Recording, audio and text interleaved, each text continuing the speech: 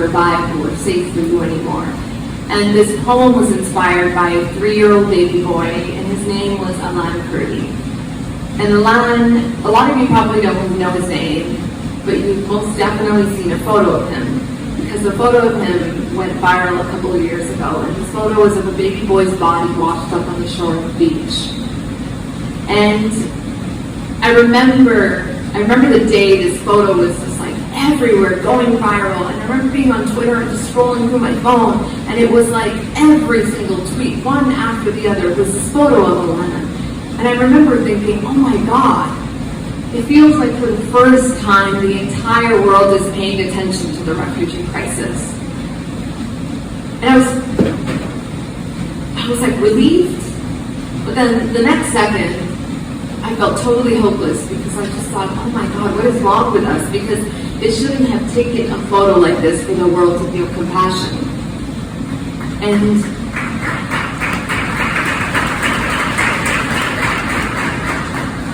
whenever I feel hopeless, I'm always like, oh, what do I do? What do we do? And I think that we can't find solutions within the hopelessness. So what I try to do is write my way through it. This is called Boat.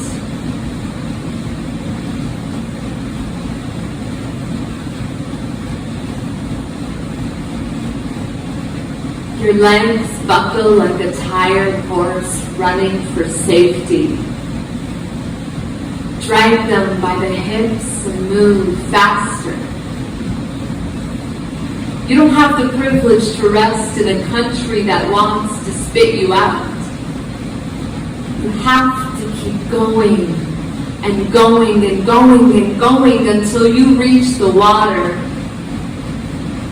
Hand over everything in your name for a ticket onto the boat next to dozens of others like you, packed like sardines. You tell the woman beside you that this boat isn't strong enough to carry this much sorrow to a shore. Well, what does it matter, she says, if drowning is easier than staying?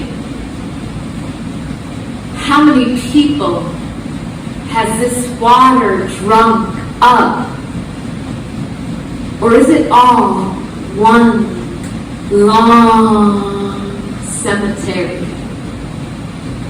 Bodies buried without a country.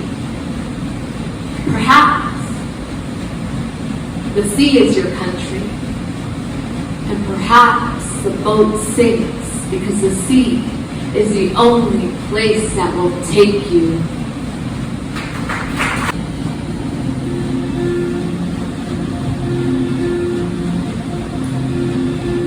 I think about the way my father pulled the family out of poverty without knowing what a vow was.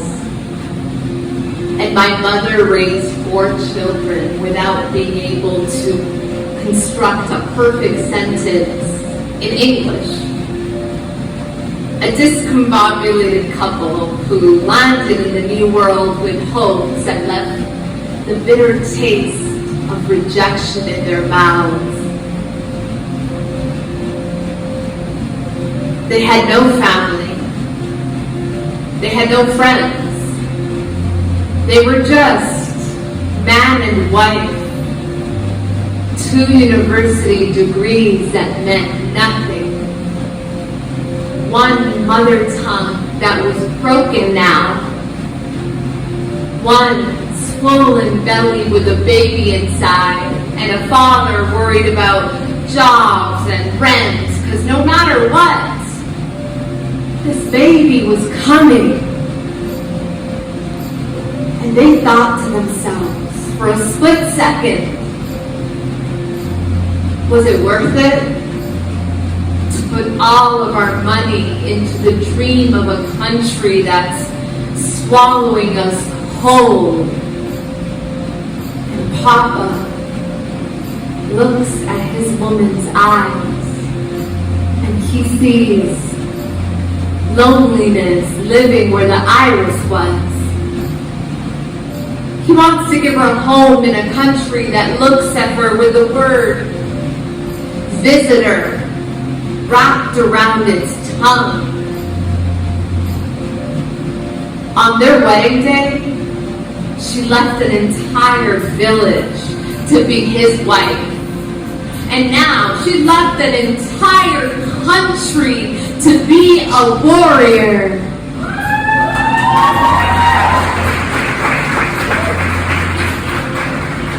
And when the winter came, they had nothing but the heat of their own bodies to keep the coolness out. And so, like two brackets, they faced one another to hold the dearest parts of them, their children, close. They turned a suitcase full of clothes into a life and regular paychecks. Make sure that the children of immigrants wouldn't hate them for being the children of immigrants.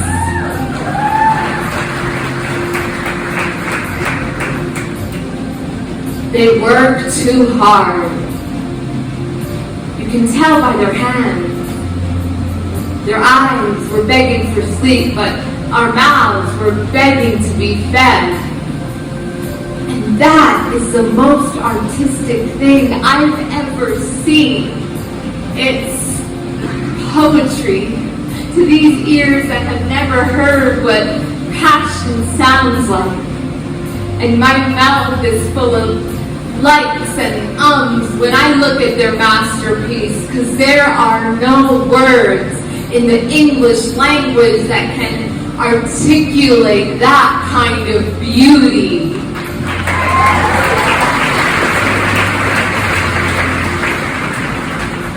I can't compact their existence into 26 letters and call it a description, because I tried once, but the adjectives needed to describe them don't even exist. So instead, I ended up with pages and pages full of words, followed by commas and more words and more commas, only to realize that there are some things in the world that are so infinite, they could never use a full stop. So how dare you mock your mother when she opens her mouth and broken English spills out? Don't be ashamed of the fact that she split through countries to be here, so you wouldn't have to cross a shoreline. Her accent is thick like honey. Hold it with your life. It's the only thing she has left of home. Don't you stomp on that richness. Instead, hang it up on the walls of museums next to Dali and Van Gogh. Her life is brilliant and tragic. Kiss the side of her tender cheeks. She already knows what it sounds like to have an entire nation laugh when she speaks. She is more than our punctuation and language, because we might be able to paint pictures and write stories, but she made an entire world for herself. So how is that for art? But the pussy is gray, lest we forget how much pain the pussy can take, how much pleasure it delivers unto itself and others. Remember how it spit you out without a flinch? And now here you are, using the word pussy like an insult when you're not even strong enough to be one.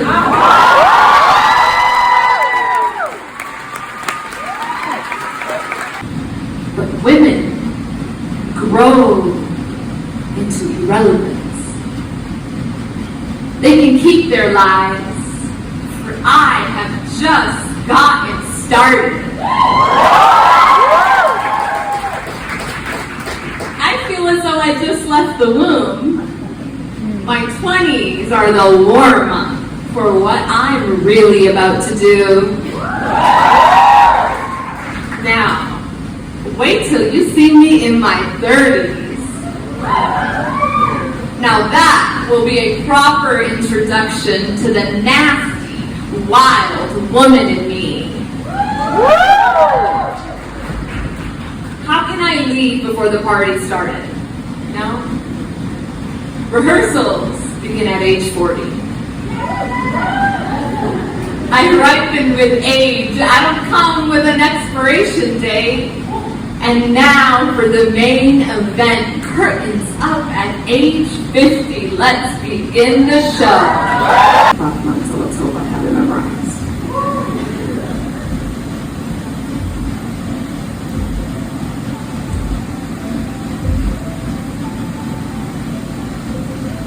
I felt beautiful until the age of 12 when my body began to ripen like new fruit. And suddenly, the men looked at my newborn hips with salivating lips. The boys didn't want to play tag at recess. They wanted to touch all the new and unfamiliar parts of me. Parts that I didn't know how to carry, didn't know how to wear, and tried to bury in my ribcage. Boobs, they said. And I hated that word. Okay? I hated it. Because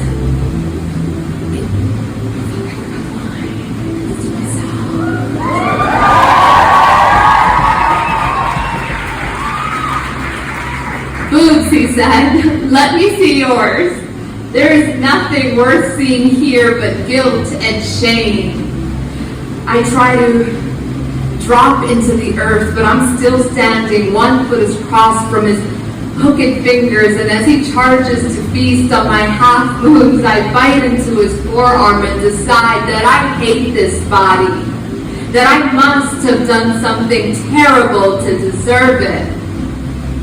So when I go home, I tell my mother that the men outside were starving. She tells me that I mustn't dress with my breasts hanging. Said that the boys will get hungry if they see fruit. Said I should sit with my legs closed like a woman oughta, or the men will get angry and fight. Said I can avoid all of this trouble if I just learn to act like a lady. But the problem is, that doesn't even make sense. I can't wrap my head around the fact that I have to convince half the world's population that my body is not their bed.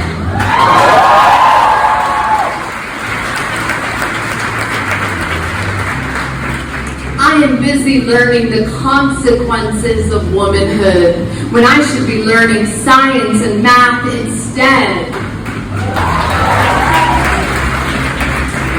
And I like cartwheels and gymnastics, so I can't imagine walking around with my thighs pressed together like they're hiding a secret, as if the acceptance of my own body parts will invite thoughts of lust in their heads.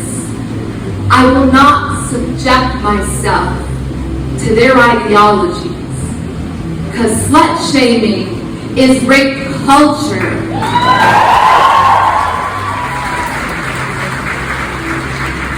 And virgin praising is rape culture. And I'm not a mannequin in the window of your favorite shop. You can't dress me up and then throw me out when I'm warm. You are not a cannibal, and your actions are not my responsibility, so you will control yourself.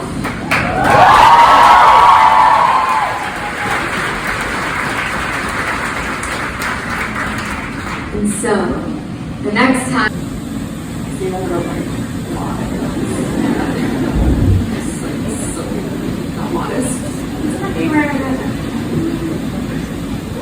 whatever, you have to love yourself first.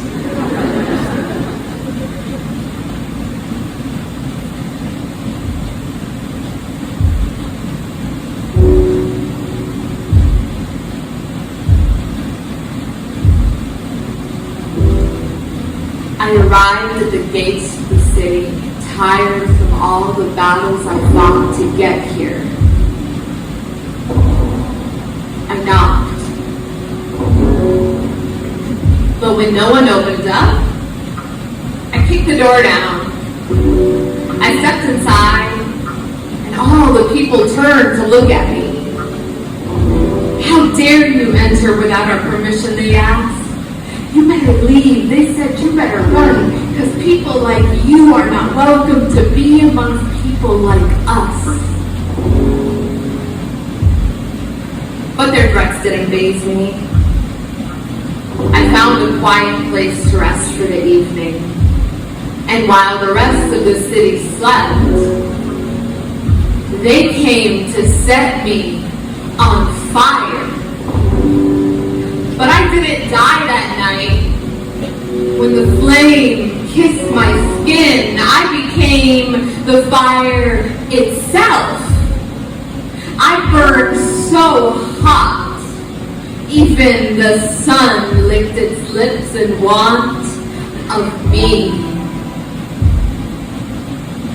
When they found me the next day, all lit up with rage, they dragged me to the shore to teach me what happens to girls who have the audacity to burn this bright. They held me underwater, but I didn't sink to the bottom as my flames went out. I shapeshifted into water, and I became the ocean. I took a deep breath in, and I came crashing back in waves so big I sent everyone home, dripping wet with thoughts of me. The next day, they arrived at the shore with bottles and containers, thinking they were going to pour me into them, and then screw the lids onto me. I mean, what does it even feel like to be so ignorant that even after seeing me go from woman to fire to water, they really thought they were going to fit an entire ocean into a container? It took them months to get every drop of me off that shore. And when they poured the last bit of me into some bottle and put a lid on me, well, that's when the celebration started. They thought they had finally done it. They thought they had destroyed the woman who would not die. They danced and they sang in honor of the end of me. But as soon as the fireworks started, I howled so loud that every last bottle and jar I was contained in burst into a million little pieces. I made it rain diamonds at night. With one wave of my hips and one flick of my fingers, I drank the whole place up. They should have known. You can't quiet a woman who was born muzzled. I spent my childhood unstitching the closure of my lips. I walked through my father's fist. I pulled myself out of the dark before the age of 6. Had a machine gun cocked between my legs too early. I swam through blood. I swallowed the fools who thought they were going to eat me up. Come on, you can't burn, sink, or contain me. Because the thing is, I'm not afraid of losing it all. Because surviving is what I'm good at. They could take away everything I have, beautiful life of all over again with the bones in my back. My bare hands have universes inside of them. You don't want to see what I do when I get angry. Because I am the woman who will not die. So remember that next time you come for me.